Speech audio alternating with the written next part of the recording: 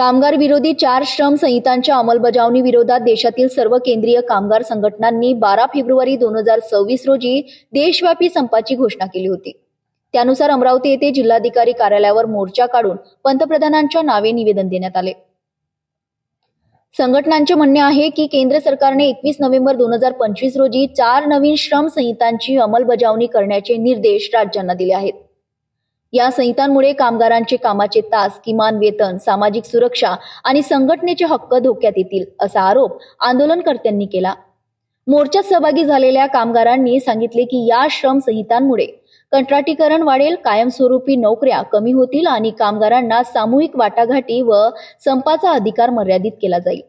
यावेळी आंदोलनकर्त्यांनी महाराष्ट्र जनसुरक्षा कायदा मागे घेण्याची, किमान 26,000 रुपये वेतन आणि 10,000 रुपये पेन्शन लागू करण्याची मागणी केली।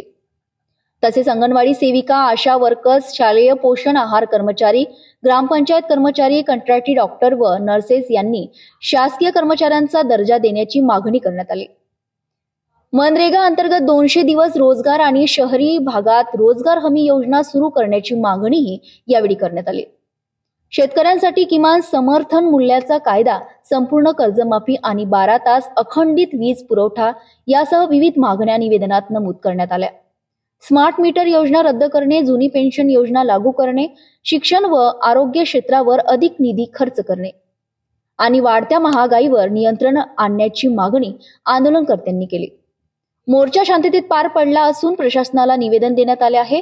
पुढील काळात सरकारने सकारात्मक भूमिका न घेतल्यास तीव्र आंदोलनाचा इशाराही संघटनांनी दिला आहे।